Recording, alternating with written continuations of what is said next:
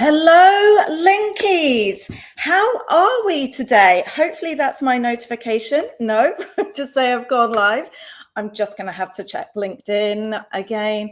I don't know if any of you have been like week in, week out watching these, but there was one week where I was obviously very quiet and yes, it didn't go live whatsoever. And I sat here talking to myself for about 30 to 40 minutes.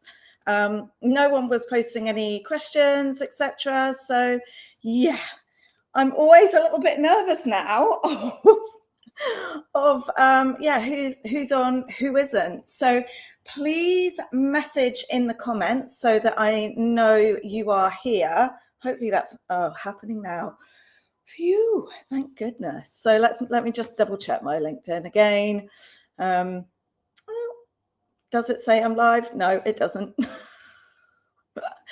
So yes, if you can start messaging in the chat, that would be great. I would love to, please post your questions, etc. Lots and lots has happened over the past month.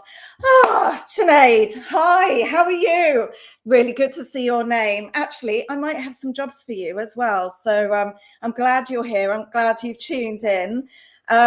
Firstly, can I just say, I'll get into the actual LinkedIn Live now. Now I know that we are live.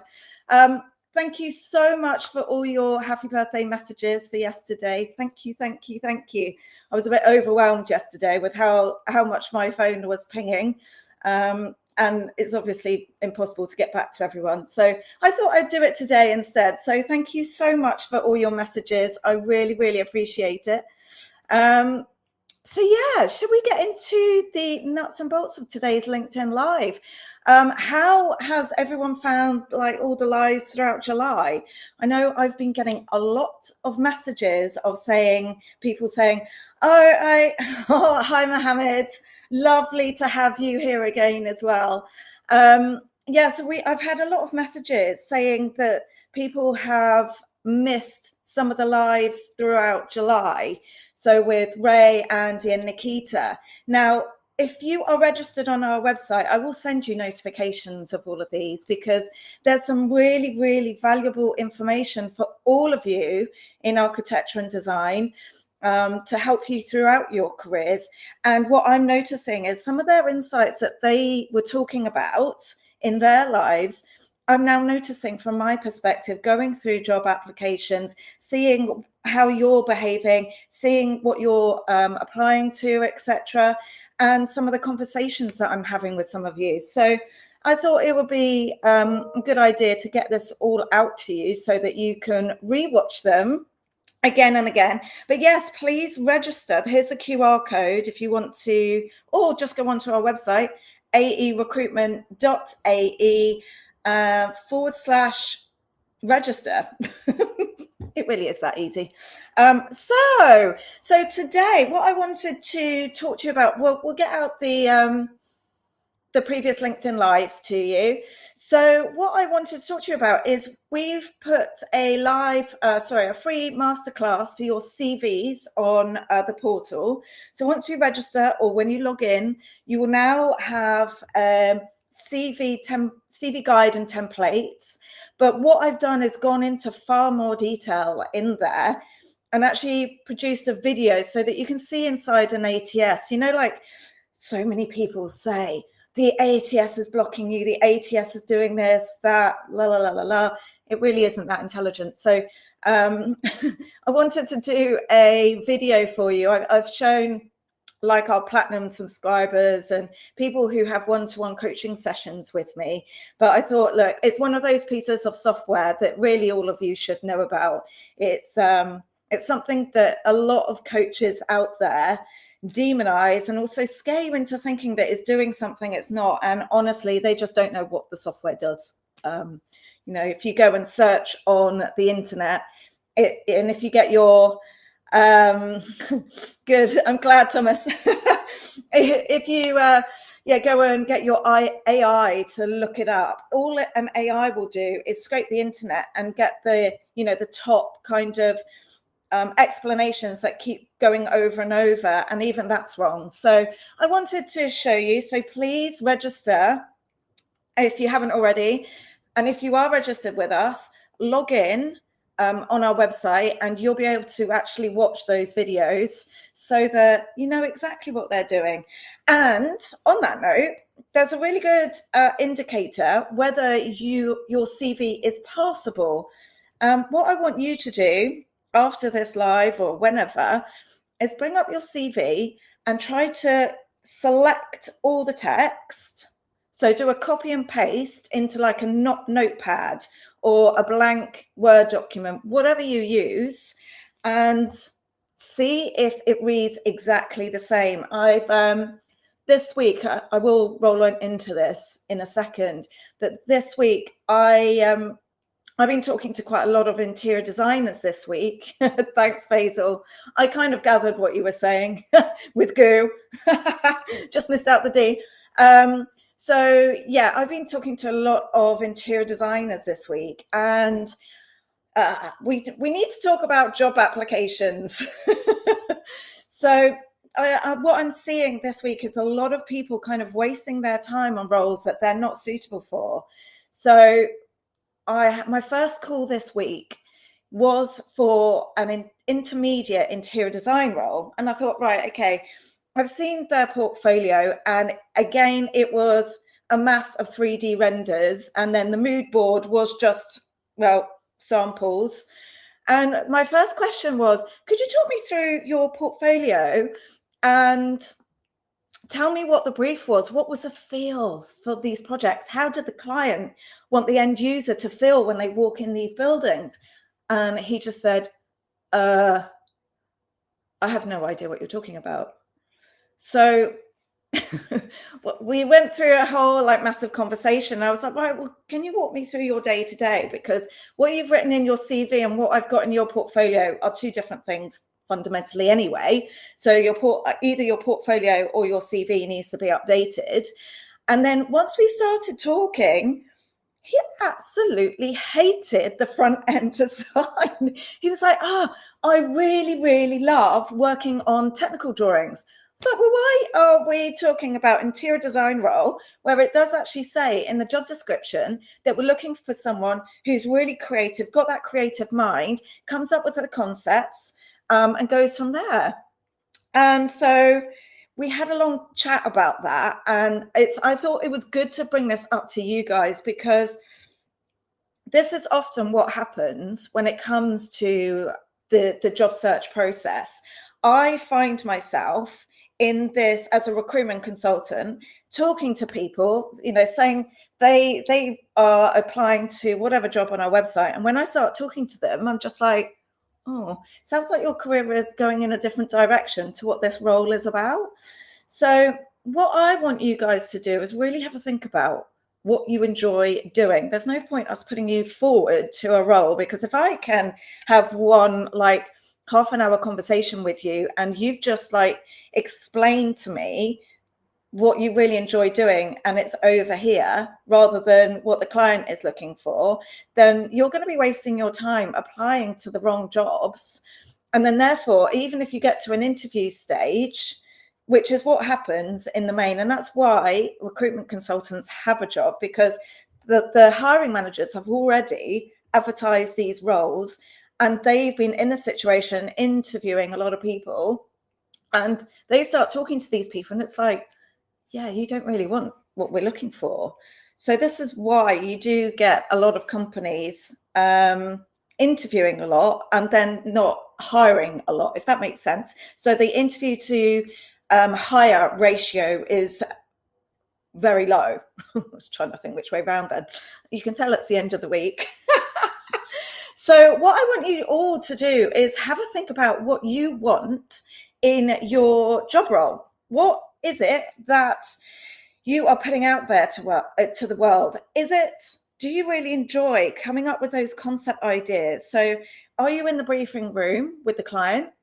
Are you coming up with the initial ideas? So when the client is like, right, this is the look and feel that we want for this project, are you there kind of sketching ideas, or are you working on bringing those initial concept ideas through to fruition. So, more the construction or the detailed working drawings, the technical drawings fundamentally, that get taken to site. So there needs to be kind of, and you don't need to be doing everything, by the way. There's some people that really, really enjoy working on projects from inception to completion. There's also others who really enjoy just the technical aspect. So make sure that your portfolio reflects what you really enjoy doing. So we may as well just move on to the portfolio section. Do any of you guys have any questions on this? I'll give you a little while to come back to me. No? Oh, by the way, so I have lined this LinkedIn Live up for a lot later than I normally do. I normally do it about 10 a.m. my time. I'm in London now. And today I started at 11 because I had noticed that quite a lot of you start engaging a lot later. Whether that's right, I don't know. If you could come back to me and let me know what time suits you guys, or maybe I should do another poll on LinkedIn. But yeah, let's have a talk about what your portfolio should contain, because this is something that I keep harping on about. But even this week, every single portfolio, I've had to go back to the candidate, people who have applied to roles. I've had to go back to them to say, right, okay, let's give you free access to our portfolio masterclass for a week. And I need you to update it to include all the information the hiring manager needs to make a decision about your application. So one of the other things that has been taking up time as well when it comes to the recruitment process and selecting which of you I should be speaking to, so assessing your skills, etc. I've been finding that quite a lot of you don't have public access. So again, this slows down the process because I've got to ask you guys to give me access. Okay, thank you, Sinead. That really helps.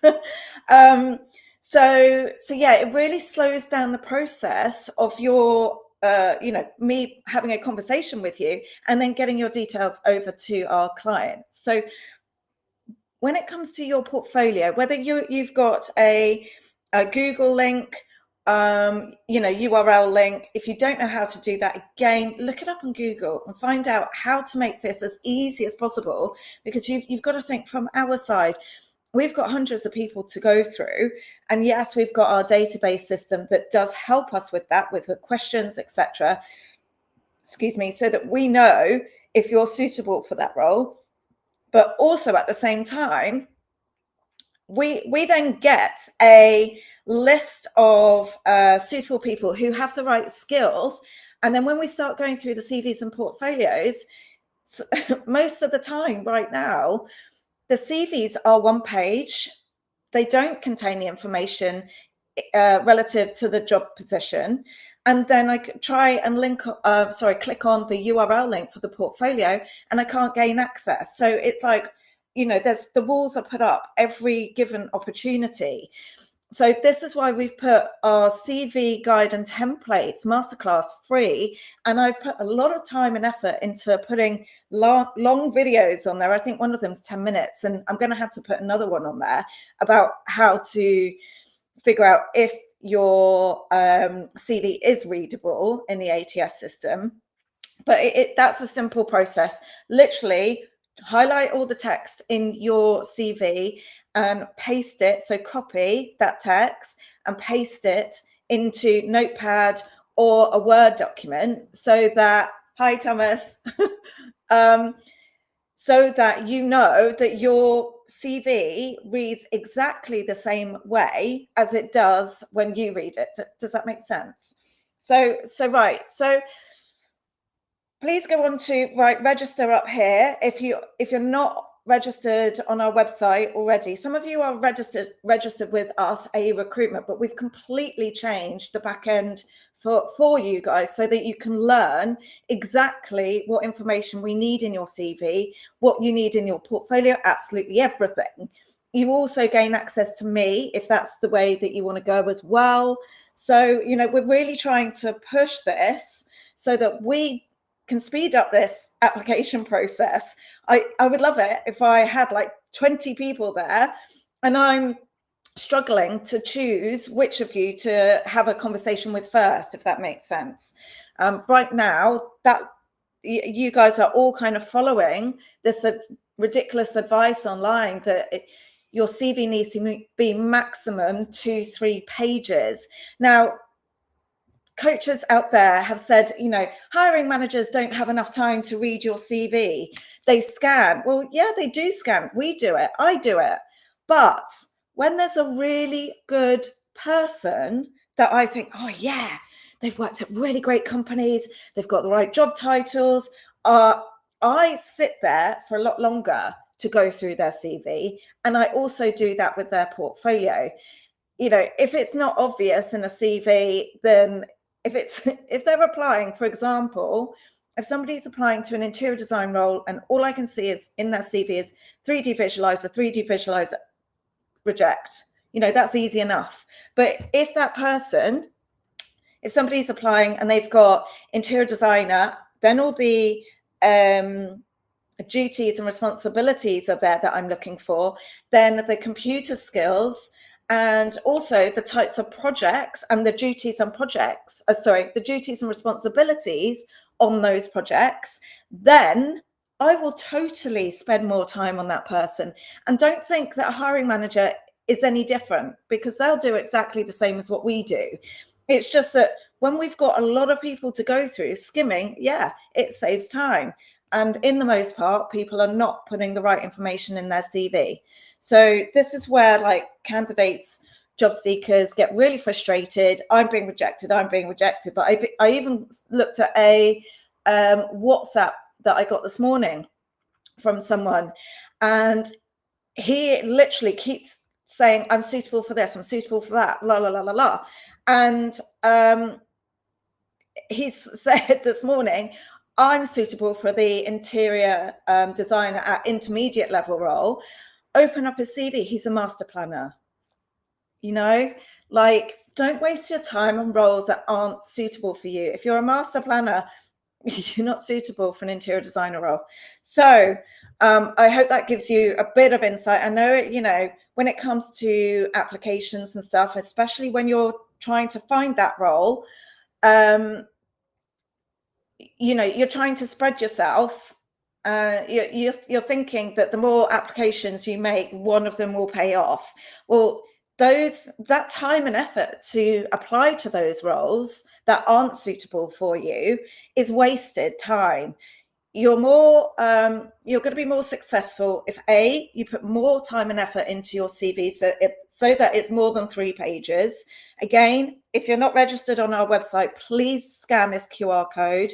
Please go through and if you're registered on our website, please go through the CV guide and template masterclass again, because I've put videos in there so that you can see exactly what we see and so that you can tailor your CV. There's also templates in there so that you can again see what we're looking for in your CV. We just need more information. And this is by and large why people get rejected. It's either they are going off on a tangent, they're applying for roles that they don't ultimately suit and they don't really want in the future, or they're not providing enough information. So, right. Oh, hang on. This is a great question. Rizikan? I am terrible at name pronunciations. I do apologize.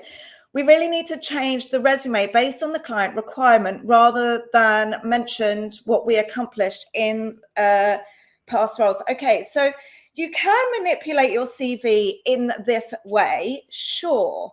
But from my perspective, it's what do you ultimately want? Because I think when you change your CV to fit job descriptions, it's going to take you a really long time to keep adding in stuff to your CV. Yes, I have to say they are great information so that you can understand what clients are looking for, but you ultimately, you can't be using their terminology if you haven't done it, A, or B, you don't want to do that in the future. Like I said at the beginning of this live, when I was speaking to one of the interior designers, he was like, right, okay, I have produced mood boards. And I was like, I can't really see mood boards in your portfolio. Could you explain to me the client brief and why you put these colors and materials together? And he's like, no. And he was like, I don't even like that side. Why are we talking about it then? You're and then when we like talked about what he really did enjoy doing, it was a technical side, it was the construction details. It's so focus on that. So yes, I do understand where you're coming from. We really need to change resumes based on the client's requirements, but that's going to take you quite some time to keep updating your CV. If you just apply to the roles that you're suitable for and make sure that your CV sends the right message at the end of the day. Again, if you want to sign in on our website, etc., we can have a one-to-one session together so that you know what your role is exactly what is being translated in your CV and portfolio. Most of the time, there's a lot of confusion. And I think, especially in architecture and design, and just so you know, my dad used to do this as well. So I know only too well what you guys do. He would do this thing where he'd be like, well, I can do that. Like, yeah, but Dad, your kind of specialism is in architecture right from the outset. Why are you looking and working on residential projects, high-end bespoke residential projects? And then he got a brief or a client come to him saying, we've got a healthcare project. I was like, Dad, that's going to take you a little bit of time to figure out like the clean rooms and all, but I can learn it. I can learn it. Yeah, sure you can. But it's going to take longer for you to on board with these things. And let's put Dad to one side for the moment. This is where I'm talking about with you guys.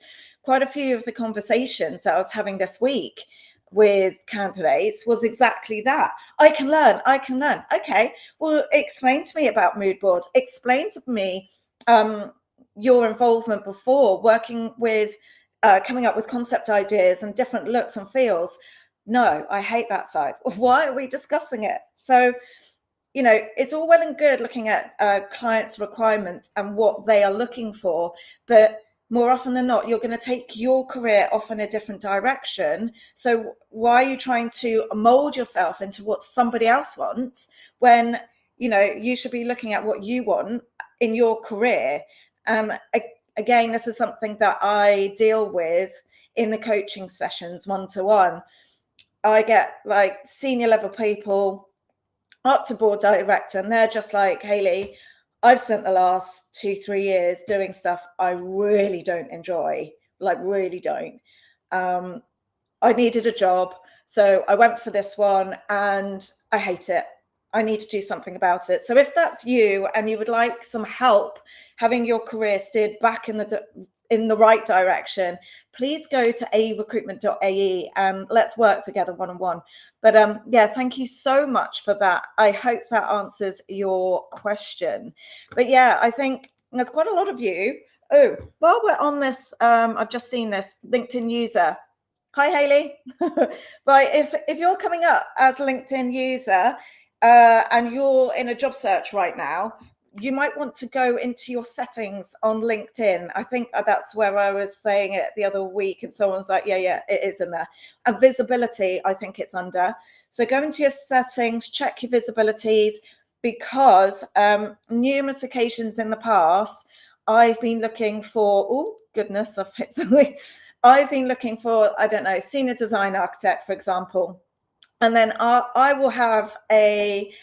will look occasionally to see who's been checking out my profile. And then if I see somebody from a really good company in my people who viewed your profile list, I will reach out to them. So having your name visible is really helpful if you're looking for a job.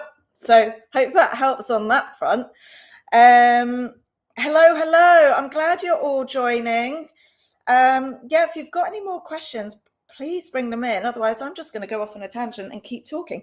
So yeah, we were covering. I've gone off on a slight tangent, but let's bring it back round into talking about your portfolios. Make sure that you have access. So bring up an incognito window, whichever browser you use. You will be able to do it on every browser. So incognito browser, and you put or paste your URL into that incognito browser so that you can see what we see. So if you're actually just clicking on your URL link in your normal browser, you're effectively looking at it like you're logged in. If you use an incognito browser, it's the same as what I would see because I'm not logged in as you. Does that make sense? So like if you're using Google Chrome, for example, you're logged in as you on your browser. So you're always going to see it how you see it, as you being logged in. So double, triple check with an incognito browser that I can see your portfolio and the hiring manager, because it's time consuming going back to so many of you to say, can you send your portfolio? Can you give me access? And honestly, and it's not meant to happen, but it does happen. And I'll be honest that I'll miss out on people because I haven't chased them up. We've got our system, our database system. So again, if people like send applications without going through our website and applying online, they can get lost in my inbox, in LinkedIn inbox, or wherever. So it's best that you apply to any jobs that we advertise on our website so that I can keep. We'll have a funnel for each of you, but we keep track of your application and where you're at. So we have notifications sent to us saying, right, okay, has so-and-so sent their updated portfolio? Or has so-and-so done this? Has so-and-so updated their CV? And then our database will be updated with when you log in on our website, for example. So we can see if you've gone through the CV Masterclass, we can see if you've gone through the Portfolio Masterclass, and see if you're actually engaging, because there's quite a lot of people out there who literally blitz applications on every single role. And then they ghost us. Which is great. We know that those people aren't really active, but they are also the same people who do moan. But anyway, make sure that your portfolio URL is visible to those of you outside of your own. I've taken that in a completely different direction. Make sure that people who aren't logged in as you, like myself, can actually see your portfolio. So use an incognito window so it's not logged in as you. Copy and paste your portfolio URL into that incognito window, and that's what we see from our side. Then check your settings and resolve that. So what are the telltale signs that your portfolio needs updating? I think I've kind of touched upon some of these things earlier on today, but if your portfolio is just full of renders, you are giving the impression that you are a 3D visualizer, you're not an interior designer, you're not a design architect, master planner, whatever it may be, landscape architect. We need to understand the length and breadth of your experience. So you need to give us a window of opportunity, or it is your window of opportunity, to give us an insight into your job on a day-to-day basis. And that means that when I pick up the phone to you, you will be saying exactly what you're saying in your CV and in your portfolio, and you're welcome, LinkedIn user, and your interview. So firstly, the conversation that I will be having with you won't be all about what do you do on a day-to-day basis or what do you want to do. It will be, right, okay, let me just clarify this. And certainly when it gets to interview stage, hiring managers are like, how do we work together? What do we need to do? And that's when people get large salary increases, or they find their feet in their career. They find those companies that they love working for and they stay at for ages. they get job satisfaction. They love going to work, and it's really obvious in a CV and portfolio and how they behave on LinkedIn, and how long they stay in a company for. So your CV and portfolio are like a lottery ticket, and I don't think enough of you realize. I think you just shove everything on a page, and this is how it comes across, and then go, that's what I do. And then when I have a conversation, like I was having a conversation with the interior designers, Diego,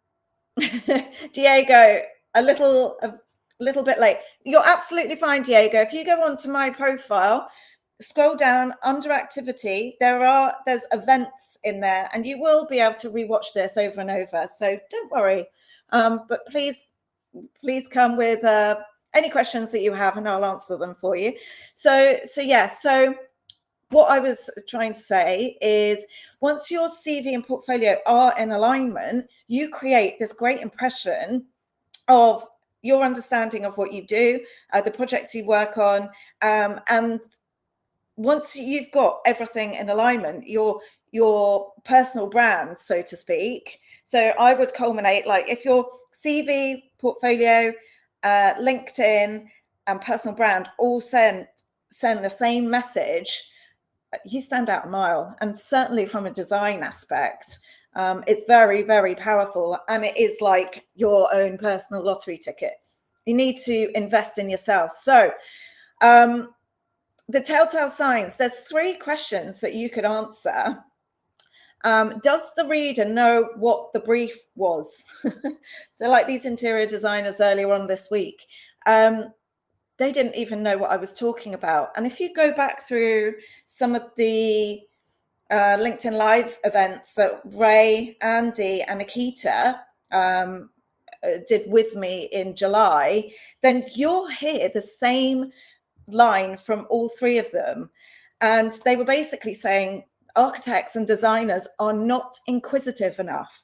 So I think in the main, employees sit there and just do what they have to do. They don't get inquisitive. They don't ask questions about why they're doing this, what are they doing it for, the reasoning behind it, why they're using these colors, why. So if the reader doesn't understand what the brief, does the reader understand what the brief was with your portfolio? Are you taking a reader through your work? So again, there's something that I've repeated again and again on this particular live, is I need to, when I speak to you, understand from A to Z. And yes, I know architecture and design projects do go back and forth, but in a linear fashion. Can you explain to me what you've been working on from the outset? Don't just use buzzwords for the sake of using buzzwords. You'll get caught out quite quickly. And yeah, that we can tell if your portfolio doesn't mirror your CV. You're already raising questions. So don't use buzzwords for the sake of using buzzwords. But are you taking the reader through a journey of each stage of the project that you're working on? And also, is there a clear narrative throughout your portfolio? We want to know about the storytelling behind it. And this actually comes back to the first question I was asking. Like, does the reader know what the brief was?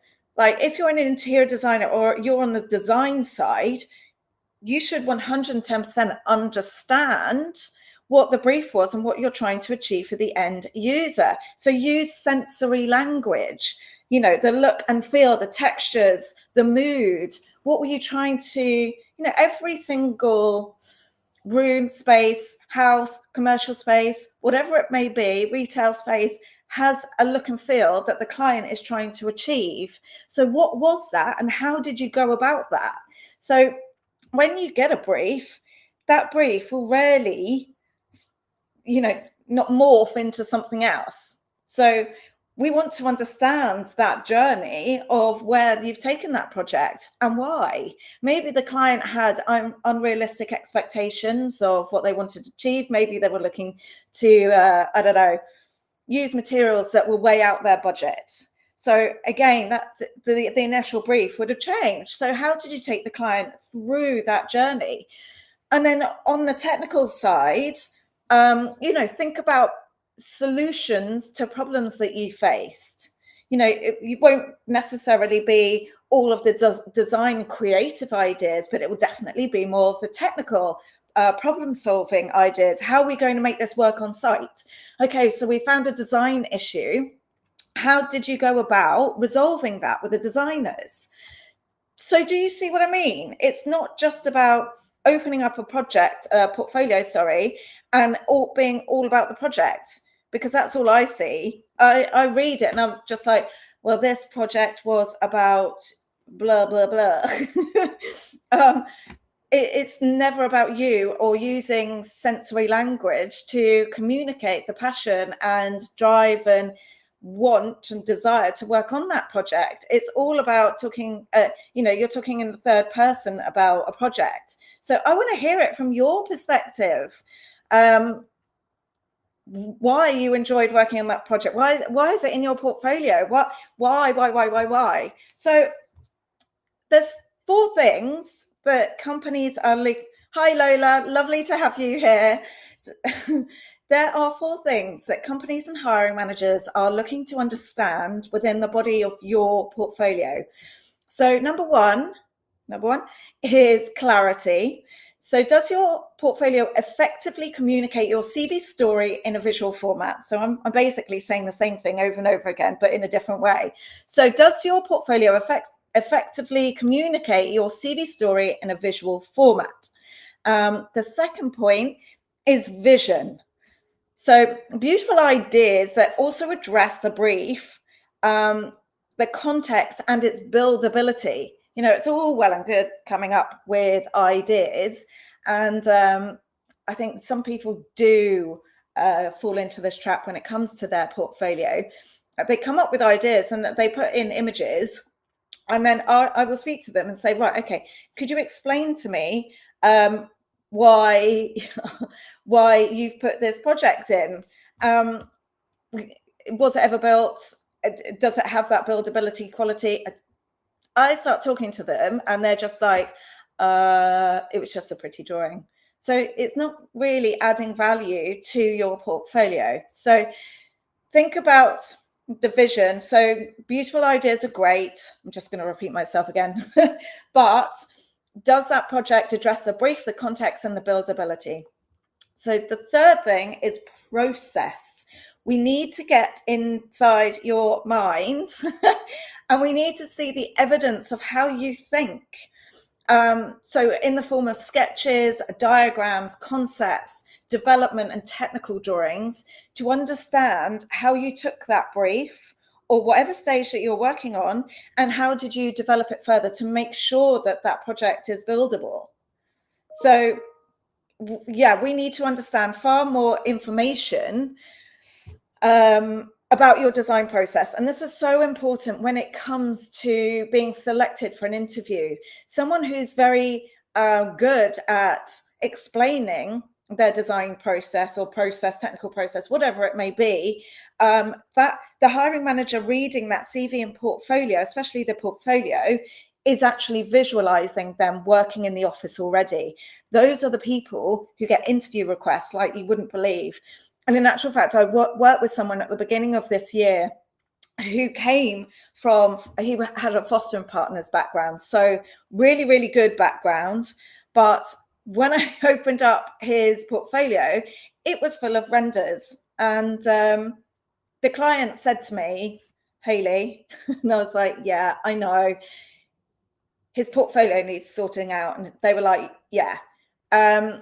And the candidate had pushed me to send their portfolio, and I won't be doing it again because it does waste people's time. So went back to the candidate. We had a one-on-one session about sorting out his portfolio, and he took that information away. He knew exactly what I meant when I said, you know, the clarity, vision, design process. And then we need to see the growth throughout his career. But he went away, sorted out his portfolio, sent it over. Within the same week, he had an interview and an offer, a job offer in writing by the end of that week. So your portfolio is so crucial when it comes to being selected for an interview and having a great interview at the same time, because, you know, he came out of that interview bouncing. He was like, oh my word, they were asking me, like, how do we work together? What do we need to do to make this work? You know, he came out of that interview feeling inspired, and he couldn't wait to work for them. And that's because he gave clarity of what he does on a daily basis in his portfolio. Like, it really shifted everything around. So just so you know, when I go on about this stuff, it's not just everyone who's working for businesses that no one knows about. It also happens with the candidates who are working for, like, Zaha Hadid, Foster & Partners, OMA, UN Studio. You know, it happens right across the board. And in actual fact, if you go and watch the LinkedIn Live that I had with Nikita, now she designs websites for architects, designers, and engineering firms. And she says exactly the same thing. She's just like, yeah, great, pretty picture, but what's the story behind it? I need to know the story. And that's what inspires people. You know, certainly from an architecture and design perspective, your clients want to be taken on a journey, and so do hiring managers. It's just interesting to see what other people have to say about this. You know, we're all seeing exactly the same mistakes right from the beginning to end, whether we're talking to Ray about the finance side and making sure that businesses are successful and what skills that you guys need to learn throughout your career. You know, he went on about being really inquisitive in your career so that you understand how to get from A to Z and more of the commercial aspects within a business. And then we had Andy, who was talking about AI and where we're morphing into. And then we had Nikita, who was talking about the websites. But there's one common theme, and that was being more inquisitive in your careers. So then when it comes to your job search, I know I'm bouncing around a little bit. But yeah, if you've got any questions, please let me know. And then when it comes to your LinkedIn, once you've got your CV portfolio put together, does your LinkedIn again reflect your personality and what you're looking for?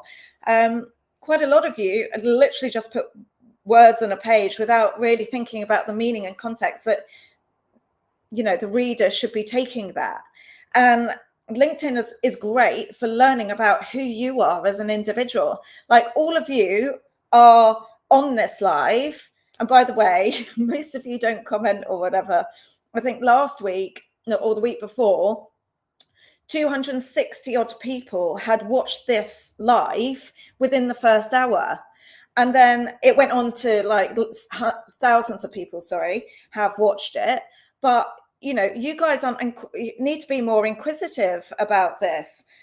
We want to keep the conversations going so that you learn and stand out in your job search, and not just your job search, your career. You know, we don't want to be waiting for you to update your CV and portfolio so that we can submit your details. We need you to get ahead of it and start thinking about the long-term goal that you have. And that's why we've put together, like, the A Platinum subscription, the A Masterclass, the one-to-one review sessions that you have directly with me, so we can start speeding up this process. Those people who actually commit and go through these masterclasses are just excelling at the rate of knots. They're really flipping around their job search within days and weeks. Certainly, we had Yusuf, who started the masterclass, the A Masterclass. So he's doing it on his own, but even doing it on his own and going through all the stages, he had an interview within a couple of weeks. And he'd been looking for a job for 2 years, applying to everything. And now he's starting to see the benefits of having a well put together CV, portfolio, and LinkedIn profile. And in fact, he hadn't even got his portfolio put together when he was saying, oh my word, I'm seeing results.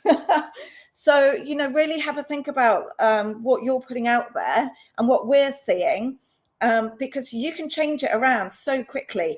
And that's where your LinkedIn comes in. The LinkedIn is where we get to learn you and your personality. So when I have a great candidate, I will go on to somebody's LinkedIn and see how they've put together their LinkedIn profile firstly, and see what their engagement is like. I mean, in the main, I'm sure you've heard this stat over and over again, but 1% of users on LinkedIn are like active. And it just goes to show you how many people do not appreciate where their LinkedIn profile can take them. So if 1% of people, and there's billions of users on LinkedIn, if 1% of users are actually utilizing the platform properly, that means you have such a massive opportunity to stand out, because I guarantee you the people around you aren't. And this also, we see this with our masterclasses, etc. People are just chucking their CV and portfolio, their 1-page CV, 2-page CV. There's not enough information. Then their portfolio is full of 3D renders. We need to ask them to go back to the beginning and update their details. We'll give them the skills that we're looking for in their CV and portfolio, give them that opportunity, and then they go quiet. So, you guys need to be aware of what we see so that you can update your details and start standing out. I want to have a list of candidates to go through, and I'm at a loss which one to choose. I want you to stand out. So that's why I'm really making an effort with these LinkedIn Lives and trying to keep up on a weekly basis. So if you're not registered already, please click here. If you get if you apply to jobs on our website and we're asking you for more information, please update your CV and portfolio. Those people who come back to us with all the right information, even if they've missed out on that job, there'll be another one. And because we can see that they are updating their CV and portfolio, they're taking their job search super seriously, they're more in line for other jobs in the future, because we've got them in their mind. Employers at the end of the day want people who want to learn, right? And if we're not seeing it on our side, perhaps they're not doing it on their side anyway in the first place. So Sonda, hi, Haley and Nikita's podcast was very good. Very good, which makes you think how to present work, CV, etc., understanding stories. Exactly. This is what makes us stand out as designers, and this is what architecture the school teaches us. I'm clearly coming to the end of this. Well, in my day, but I don't know with so many students depending on AI. Yeah, I mean, look, we're definitely seeing that a lot.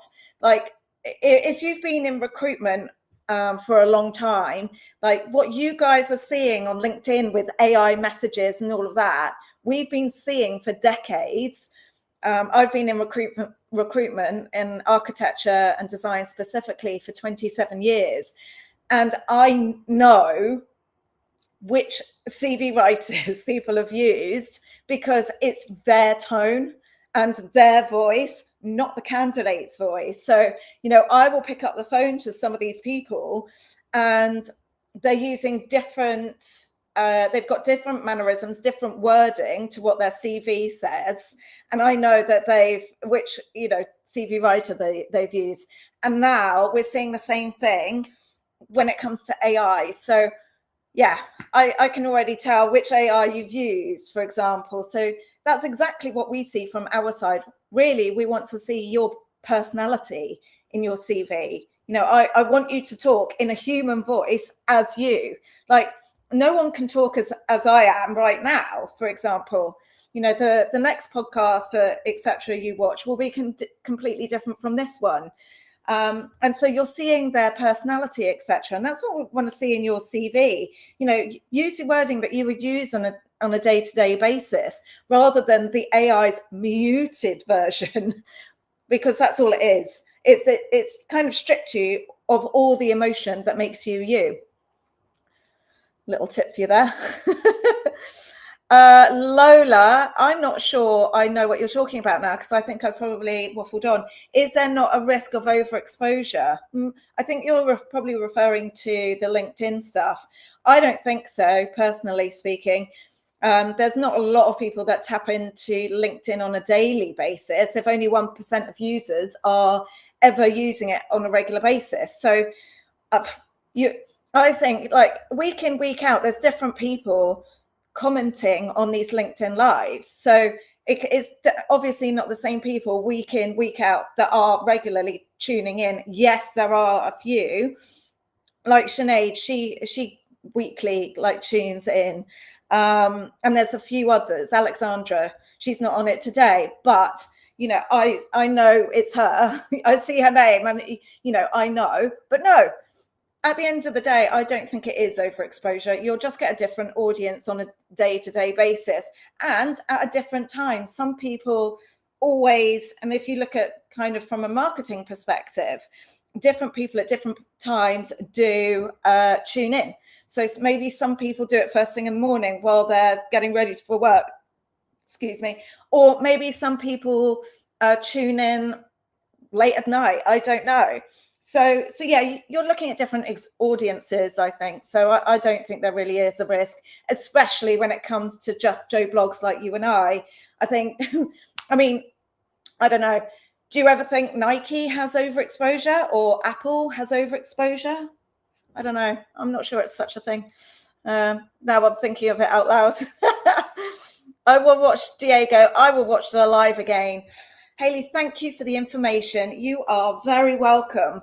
Right, if you guys don't have any other questions, what I would love for you to do is either register on our website or go and log in to your profile so that you can watch those CV masterclass videos, because I did spend hours doing them. And I want you to be informed. There's also, we've updated our CV templates so you know exactly the information we're looking for in your CV. I can't stress this enough. On a daily basis, I'm asking people to update their CVs, and I would much rather that you have too much information in your CV than not enough. Because if I'm looking at your CV going, I don't know what you do, I have no idea about the projects, what your duties and responsibilities are on those projects, then you're going to have to go back to the drawing board, which is going to elongate your time to hire. Oh, wow, that's a long question. Camia, I was just about to finish there. Right, let's give this one a go. Hey, Hayley, you were initially talking about knowing if this is what you want. I was. How can you be intentional about your career early on when you're still learning about the industry and don't necessarily have the leverage to choose the firms, people, or opportunities you work with? Sure, okay. Especially at the beginning, you may know you want to learn from great people or work at, oh my word, sorry, it's just scrolled way up. Especially at the beginning, you may know you want to learn from great people or work at better practices, but the job market doesn't always give you those choices. So what does being intentional actually look like at this stage? So this is a brilliant question, and it has a lot of layers that I could probably talk about for an hour on its own. But if you have a vision of what you want, or who you want to work with, as you mentioned that towards the end, have a look at their careers and see where they've gone. And I think from your perspective, at this stage, yes, you're not going to know. And I had this conversation with one of our platinum subscribers who is a graduate in the landscape world. And when she was talking, I think I can only really kind of answer this specifically when I'm dealing with people one-on-one. Because I can see the whites of your eyes. These LinkedIn Lives are great, but I'm just picking up intuitively through what you're saying, rather than actually knowing the breadth of what you mean and where you come from. But so I'll answer it from her perspective. So when I was working with her, I'm trying to push her in different, not push, that's the wrong way of putting it. I'm trying to get her to try on different outfits, to go, right, what do you feel about this? What do you feel about that? And then we start talking about it. And she's like, right, I'm not sure about the in-between, probably much like you, but I know what kind of company I want to work for. I know that this is my goal. So maybe you've got a goal of who you want to work with in the future. And what I would say is every learning experience is going to give you another window that really opens up your world into another area that you can learn. So say you want to work for, I use them every week, but everyone seems to want to work for them. So say it's Foster and Partners, for example, using them as an example. So say you're working in interior design. I can't tell from here which industry you're in, but say you're working in interior design, and you can see that those interior designers all use Rivet, for example. So at some point, you're going to have to learn Rivet to work for them. That's going to be a prerequisite. And if you don't know it already, that's a window of opportunity to open up your world into, other layers of your job and what you do and what you can provide. And also going through those learning experiences, maybe you'll figure out, oh, I don't really enjoy it, So you're going to have to start trying on these things and start going down these routes of what do I really want to do. And certainly when it comes to the hiring and looking for jobs at this level, hiring managers aren't looking for the complete end result, obviously, but what they are looking for is someone whether they do this consciously or subconsciously, they look for people who have taken a similar route to them. So start getting really inquisitive and learn about who if you're going to have someone a mentor of some kind that you look up to. And so start researching what their background was, what they started learning, learn about them on social media, etc., so that you can get inspired. Does that feel good to you? And I think you've got to use your discernment with this to figure out if that's the route that you want to take. But yeah, I could talk for a whole hour on this, but you've got to start doing a lot more research into what skills you want. And maybe you get there and think, oh, I don't know if this is what I want. So then you go back to the drawing board and maybe go down a different route of, right, okay, I like that designer. What route have they taken? But, you don't need to delve completely deep into all this stuff, learn absolutely everything, and then figure out that you've gone down the wrong route. Start just trying it on for starters. Maybe, I don't know, look at a few programs and start messing around with them. Do you enjoy working with them or do you not? And then that's going to take your career in a different direction. That's only one suggestion. There's lots of things that you could do on this. But yeah, sorry, Camera, that was a great question and one that I could really talk for absolutely ages.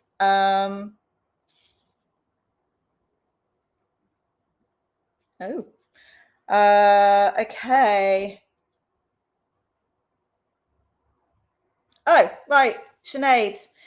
Sorry if this was covered already. Had to miss a couple of minutes, but it is good practice to. Is it good practice to include my portfolio URL and my CV? So I said this a few weeks ago, I think. There are some big companies that will only allow you to attach a portfolio in an application that's of a certain size. Now, the reasoning behind that is twofold. They want to understand that you've understand their brief when it comes to their job advert. So maybe it's a company that's looking for a design architect that specializes on hotels, for example. So if you send in a portfolio that is, I don't know, you're working on the technical side of architecture and you specialize in residential projects, you've missed the point. But yeah, so first off, they're looking to understand that you're giving them the right information, but ultimately they can't hold all of those portfolios on their database because data space is expensive. So putting a portfolio URL in your CV is brilliant. I think it just gives that added layer that if they're super interested, like I said at the beginning, if I'm really super interested in a candidate and they've given me all the information, I will stop to read further. and I think there's been a massive misconception over the years. Alexa, stop. It's a reminder for me to stop. So over the years, there's been a massive misconception that hiring managers don't, or recruiters don't read your CV, we skim. And that is true. However, when we've got a great person that we really like the look of, and they've got all those keywords, they've really presented themselves well, and they've worked at businesses that will be suitable for the company that we're hiring for, we delve deeper. And that includes reading your CV. That includes going through your portfolio. That includes coming back to you and saying, right, okay, we need a bit more information here.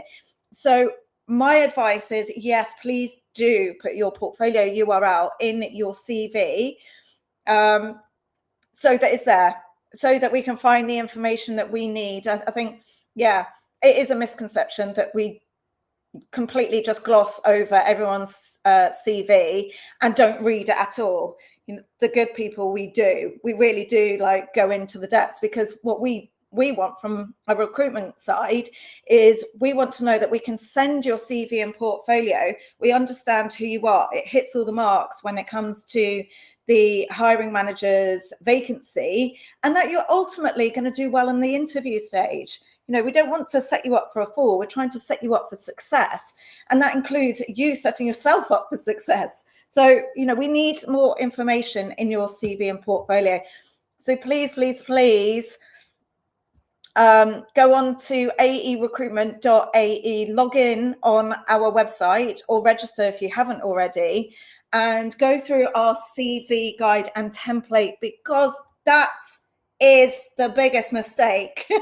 The biggest mistake, Faisal, at the moment is nearly everyone that I'm coming across. And I tell you what's a telltale sign of a really good person. They ignore this stupid advice that your CV needs to be 2-3 pages maximum. 2-3 pages maximum, especially if you've got, like, I don't know, 15 years experience, just is not enough. That's enough for a graduate in my eyes. You know, I'm trying to match you to my to hiring managers' vacancies. If I can't find it, I'm sure they can't find it either. So it's a massive misconception. If I can't find that information, they're not going to see it. So I need you to put way more information and way more effort into your CV. These whole 1 pages don't give enough information whatsoever. We get people with each employer has like 2 sentences. That's never, ever going to give me enough information to make a decision whether you're right for the role. You know, I'm relying on what you've, how you've answered questions in the in applying for the job. And what I really want to see is all of that information in your CV already. If it's not in there, you're going to have to go back to the drawing board, do your CV and portfolio, and then come back to me again. That is wasting time, guys. So thank you, Faisal, for this question. This is probably one of the best questions of the day. Register on our website. If you are registered on a recruitment, then please go back into the portal and go through the videos in the CV guide and templates. You'll see exactly what I mean by getting a little bit scared about the ATS system. There's nothing to be scared about. And also the CV templates are in there. You'll see that we need far more information. I couldn't care less if you run into 10 pages. I just care about whether you have the information or not. That was a bit of a rant. But you can see how passionate I am about it. I need more information from you guys. Way more. Oh, Sinead, as in sending the URL separately through the application.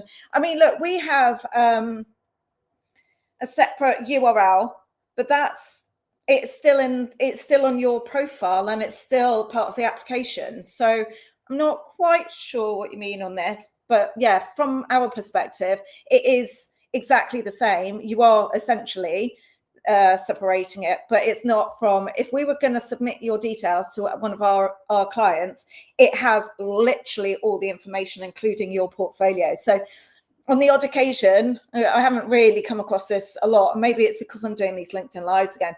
But some people will send to me, oh, I haven't needed a portfolio. I'm like, times have changed. When I first started my recruitment career 27 years ago, I used to fax CVs. Fax, can you imagine? I don't even know what one of those is. And I'm sure there's people on here who have never seen one before in their lives. But yeah, we would never put together portfolios at that point. The candidate would sometimes take some drawings or they would go through technical questions, but it's not like today. Today, you need to give that full picture. And when you do, it's so powerful when it comes to your job search. When someone understands who you are in your design process, your job search becomes far quicker, becomes far more enjoyable, and so do the interviews. Woo! There's quite a few questions coming in now. Thanks, guys. Can we have these ready for the start of our session for next week? That would be great. Right, LinkedIn user. What is the best question for either party to ask in an interview as a final question? I don't know. It depends how the interview has gone. I mean, if you're talking about when a client, I've just made my hair really fluffy. Do you have any questions for us? Maybe that's what you mean. So you should have been prepared for that interview way before the interview. And also, what I will say is, I had someone, one of our AE Platinum subscribers actually said in our last meeting, she just said, Hayley, I get why you've done the AE Masterclass and the AE Platinum subscription. You're preparing us for every single stage of that interview, aren't you? And I was like, yeah. If your CV isn't giving the information, your portfolio can pretty much steer the questioning when it comes to getting to the interview stage. So research, LinkedIn user. The amount of CVs I see at this moment in time that give all the information is very few and far between. Same with the portfolio. So you should be able to, but the last question, there isn't a good question, but you need to be researching the hiring manager, the company, but also your CV and portfolio should have been in alignment to steer the interview questioning in the first place. I would say research. And you need to understand what the company and the hiring manager is all about. I tell you what a really good question is, though. What would I have to do to be your star employee? That's a really good final question for you to kind of leave them with, because you're giving the impression that, yeah, you're always thinking about what you can do better, what you can learn. And also the hiring managers going, well, that's cool. I would love an employee that really wants to stand out in their career and really wants to excel. So I hope that helps, LinkedIn user. Oh, sugar. Sorry, I think that was the next one, Mohammed. Apologies. Hey, Hayley, how much weight does educational background carry in your recruitment process? Do candidates who have graduated from a top university have an advantage, even if they don't have much professional experience? Sorry, the rest of it's over here. And does having a master's degree add any advantage? Well, okay, let me answer that final bit first, and then that was basically 3 questions and 1. I had a candidate who I actually did coaching with a few years ago. Actually, it was quite a few years ago. I think it was during COVID. And this wasn't my advice in our coaching session, I have to say. We were going through a CV and portfolio at the time, but he saw a post that I put on LinkedIn, and then he tagged me in. This was like years later, and it was probably last year, I think he tagged me in. Probably should have made a note of his name. But he just said, Hayley, there was something about one of your posts that made me want to go and do my master's, and it's the best thing I ever did. He actually went into, I think it was UCL in London, and did his master's in architecture. And he said ever since then, his career has skyrocketed. He's got a completely different view to architecture. I can't remember where, I think he was studying in India before, but he got a completely different view about architecture and how he could add value. So how much weight does educational background carry in your process? So when I come to asking, so let's use some of these people that I was talking about at the beginning of this live. Some of the people that I've been talking to about these interior design roles have zero idea about the design process.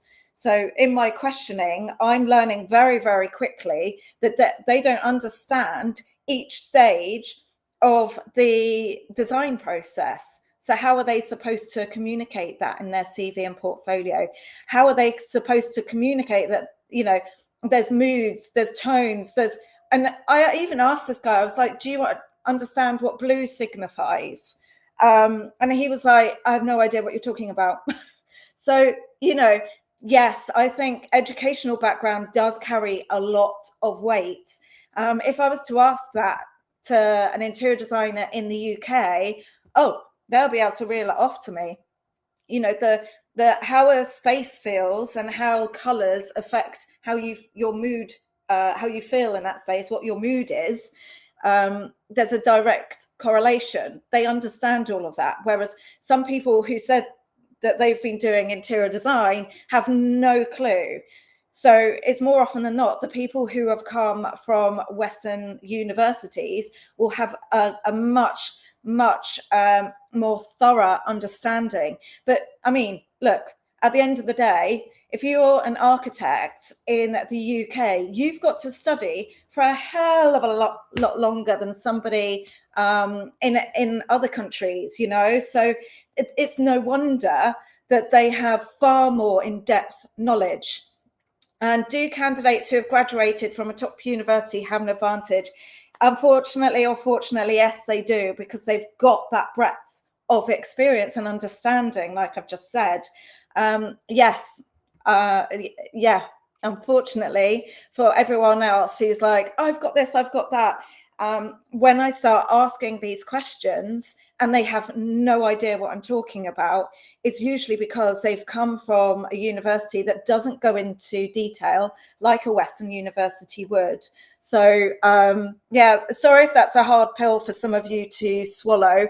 But yeah, I mean, look, if you want to do a master's and you're kind of picking up in your day-to-day or your job search that maybe you need more experience and more understanding, yeah, I mean, sure, I've, you know, it's not my place to tell you what to do in your career, but use your discernment and figure out, do I need to know more information? And if you do want to know more information, go and find it, go and learn more. It won't be a bad thing in any way, shape or form. I'm gonna have to start bringing this to a close, and I can see there's quite a few questions to go. Excuse me. I hope that helped, Mohammed. Let me just have a quick drink of water. Oh, right. Najwan, thank you for these questions, by the way. I'm really impressed that you're now kind of engaging and stuff. Do you think cover letters can make a difference when applying to companies? No, not really. I think it should be in the body of your CV and portfolio. Your CV there should be to tell a story. Your portfolio is there to demonstrate. And if your portfolio isn't doing any convincing, then you need to go back to the drawing board. As the cover letter isn't going to drag you over the line. You know, every single element, you know, you've basically got 5 windows of opportunity to impress someone. And that's your CV, portfolio, LinkedIn, job search behavior. And I would probably kind of put cover letters in that, but attaching a separate cover letter to an email, I think they're one of the same to me. It's an introduction. And then your overall personal brand. And if you don't understand that yet, and you're not registered specifically on our website, please do this immediately, because you'll get emails on every single element of your job search, and you'll understand just how many opportunities you have to better yourself when it comes to standing out in your job search. There's so much that you can do. And I think, there's too many people on LinkedIn and everywhere else that are just saying, shrink yourself down, shrink your portfolio to be 5 megabytes, shrink your CV to be 2-3 page CV. We're missing out on so much information that we need to make a decision about whether you're right for a role. Sorry, I know I've gone off on a tangent again, but cover letters aren't the be all and end all. They're not going to do the final convincing. If your CV and your portfolio aren't in alignment, and ultimately your portfolio should be a window into what it's like to work with you on a day-to-day basis, your understanding of the industry, your understanding of your job role on a day-to-day basis, what your capabilities are, if you're passionate about what you do, what your awareness is. And that's just me reeling off a few things. If you can't do that in a conversation or in your portfolio when you've got time to think about it, a cover letter isn't going to do that job for you. You need to go back to the drawing board and think about what persona you want to be putting out there and what represents you fundamentally. So I hope that helps on that one. Hayley, the fax machine. The fax machine made us think and double check what you were sending in case it was wrong. Yes, it did. Thanks, Sonda. Yes, didn't it just? You had to double, triple check, and it caught me out once or twice in my early career. I'm not going to lie. The things I don't know. Right. Okay. We might have to make this the last one because it's been over an hour and a quarter. From your experience recruiting specifically for architects and interior designers, if someone is actively looking for opportunities right now, where would you recommend they put most of their effort? Job portals, LinkedIn, networking? Sorry, I've just realized it's still over here.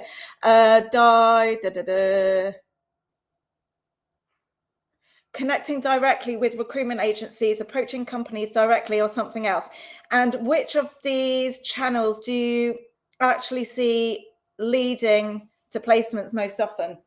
Right, I'll tell you where I don't know why today the end question kind of leads me into the rest of it.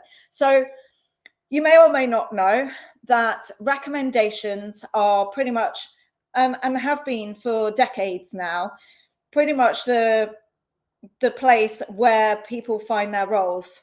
And it's through one reason and one reason only. You guys cannot sell yourselves one iota. Your CV doesn't give me enough information, neither does your portfolio. Your LinkedIn gives me a diddly squat. It's got a company name and a job title.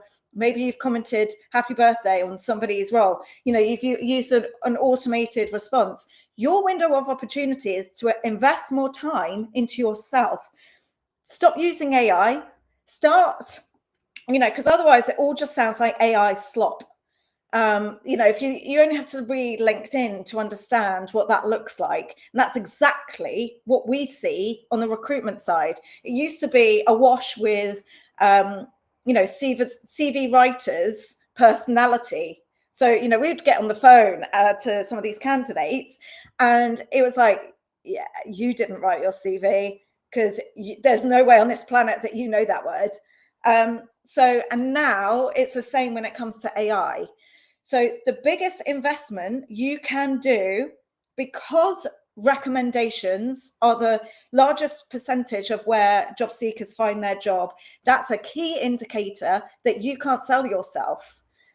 You're not putting enough information in your CV. Your portfolio is full of AI, it is now, AI or 3D renders rather than the rest of your job. So again, you've minimized exactly what you do on a daily basis. It's not enough information. I need to be transported into your office. If I was to sit next to you, what would I be seeing? What would you be doing on a weekly, monthly basis? Make a list of all of those duties. Does your portfolio say that? Probably not. I pretty much guarantee it. And this is why I'm doing these. So, Farhan, I'm actually answering your question backwards, and I guarantee you're probably sat there going, but I've put ages into my CV. But genuinely, when I'm talking to people on a daily basis, I'm having to go and ask them to go back to the drawing board with their CV and portfolio. The persona that they've put out there, or the perception that they've put out there, is very different to what they do on a daily basis. I think most people put in these all these keywords and descriptive words that they think they should be putting in there, but it's not truly reflective of what they do on a daily basis. Thanks, Sonda. I definitely done it. So I would go back to the drawing board, Farhan. If you're not getting people coming back to you, there's something wrong at the beginning stages. So I would invest time in your CV, LinkedIn, and portfolio to create the right message. Please sign up and register on our website if you haven't already, because you will get some emails about the 5 elements that make up your profile, and you'll soon, well, just in the first email, you'll start recognizing that there's a lot you can do. And if people aren't picking up your profile, picking up your details, then you could concentrate all your efforts on your LinkedIn networking, your job portals, or approaching agencies. It's not going to get you far if your overall story and a personal brand isn't there in your material. So I would, in the most part, and like I say, there's the amount of people that go through to interview stage and get offers is so minimal that it surely should be telling everyone watching this where you need to focus your efforts and concentration on. So hopefully that answers your question, Farhan.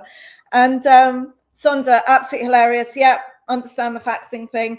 LinkedIn user, lovely to have you here. And I'm going to come to a close here because it's nearly 1 hour 20. Well, it's 1 hour 22 minutes. So thank you ever so much for everyone who has joined me today. Again, log in or register on our website, aerecruitment.ae. Please go back through and go through those videos that I've uploaded into the free CV guide and templates. The templates have also all been updated, so you'll understand what I mean by more information. I think we have only kept them to 4 pages, but if you start running into 10, I couldn't care less. If for good people, I want to know more information about you, and so do hiring managers. We need to understand more. If you're giving me a 1-2 page CV, I'm really sorry, but unless you're a graduate, there's just not enough information. So that's why you're being overlooked. And so I have tried to put in as many videos and things that I can to try and convince you guys that you need to do more on this. And it's totally free. So you should be like doing this, like getting yourselves out there and creating that persona that everyone wants to have working for them. And also it helps with matching you to the right companies so that you get job satisfaction at the end of the day. So I really hope this helps. And again, thank you for all the birthday messages and everything. You're very welcome, Farhan, that I received yesterday. And I hope you will all join me again next week and bring your questions. Like, let's go for it next week. And also pass on this event or LinkedIn Live to your friends. Like, let's make sure that everyone in architecture and design really knows how to stand out, because, you know, I do see architecture, especially with everything on REBA and ARB and all this kind of stuff. We need to really level it up, give you the options so that you can stand out, get more fees, get bigger salaries, and all of this kind of stuff. So, Sonda, looking forward to the next one. Me too. I'm looking forward to seeing your name there as well. So yeah, come prepared next week. Let's talk about some other things if you want to. Like, I've named this like the job search masterclass, and it's because I want to cover every single element and give you so many more options than you think there are. I mean, I promise you, there's a plethora of options for you to stand out, and it's super easy because if you look at like the LinkedIn engagement rate of 1%, if you're doing something different to those 1%, or the 99%, should I say, how easy is that? So yeah, if you just apply a bit of time and effort into yourself, your CV and your portfolio, your whole job search and career can completely turn on its head. So Thank you so much for joining me today. And yeah, let's raise the game for everyone. Take care. Thanks, Sinead. Lovely to have you all here, and happy Friday.